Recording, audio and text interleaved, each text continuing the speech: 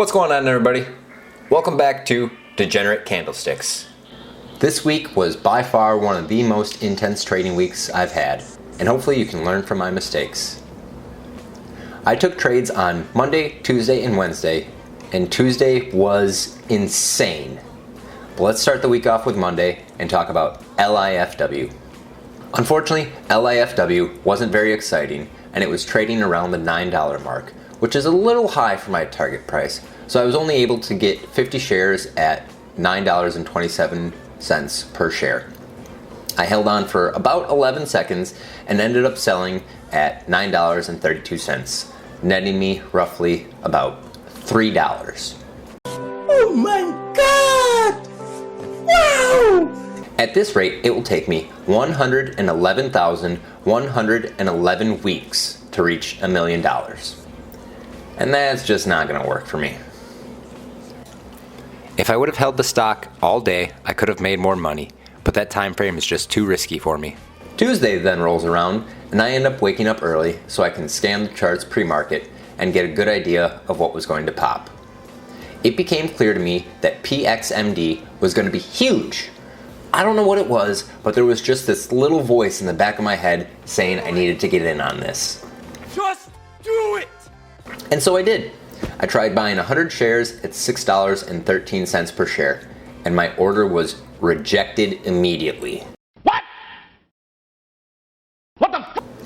Panic sets in, as this is my first trade of the day and everything should be fine, right? Wrong.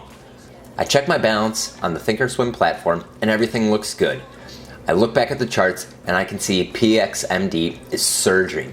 It's surging so fast, it actually ends up getting halted. Now, time for a quick history lesson. One of the main factors for the 1928 stock market crash was panic selling. People ended up panic selling after hearing their shares were falling in price, and this panic caused more panic, and this panic caused more panic, and so on and so on. Afterwards, the practice of a circuit breaker halt was to put into place. This is essentially a timeout for a stock that is trading too excessively, whether that means the price is just shooting straight up or dropping straight down. Now I'm really panicking because I've got a gut feeling that this thing's gonna moon. So I take this 5-minute opportunity to call Charles Schwab customer service line, which, side note, they were absolutely wonderful in helping me identify my problem. As once again, settled funds are the bane of my existence. Apparently, settled funds take 2 days to actually settle. So if I placed a trade on Monday, those funds from that sale of that trade would not be ready until Wednesday. Well, it's Tuesday and I could really use them right now. So after talking to customer service, they informed me that if I added margin to my account, I could essentially remove the settled funds issue and continue to day trade. However, there's a catch. It requires a balance of $2,000. So I was a little over $1,200 short. This is going to be a hard decision to make because I've always been hesitant about adding margin to any of my accounts. Trading with other people's money is an unnecessary risk in an already fairly risky venture, and I just don't tend to feel comfortable with that. However, given the circumstances, I feel like I don't really have a choice. It's going to take me a while to mull this one over, but there's a good chance we're going to be doing some real degenerate in the next couple weeks. But let's get back to PXMD and see how it did. No! God, please, no! No! No! No! PXMD ended up jumping to roughly $10.26 per share, which would have put my 100 share position at a $413 profit off a roughly $600 investment. This one hurt, but that's life.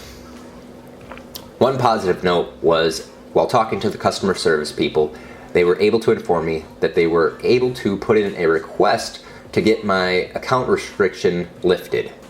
Now, it's not guaranteed, so we're still waiting on the status of that, but there's a little glimmer of hope. Wednesday rolls around, and as usual, I start the day with looking at the charts.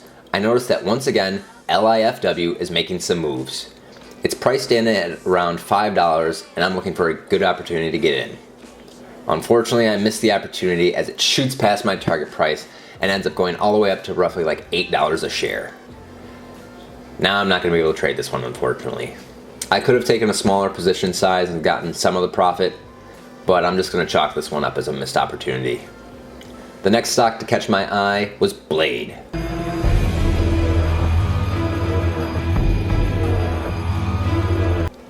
I mean, BLDE. I end up taking a position at $2.90 a share, and again, I end up holding Blade for about 15 seconds, selling at $2.90. I end up taking a $3 loss. Today just doesn't seem like it's going to be a good trading day for me. But I'm going to keep trying. I take my final trade on TNON, and I get in at $2.55, and immediately regret the purchase. I can see it's about to drop, so I sell, expecting roughly a 2-cent profit. Unfortunately, due to slippage, I end up selling at $2.55, making my profit absolutely nothing. Great. With that, week 2 of trading is finished, and I have some decisions to make. But what do you think? Should I add margin to my account? Is it worth the additional risk? Let me know down in the comment section. And if you're enjoying this content, hit that subscribe button, as apparently it really helps the channel. Have a good one. Talk to you guys next week.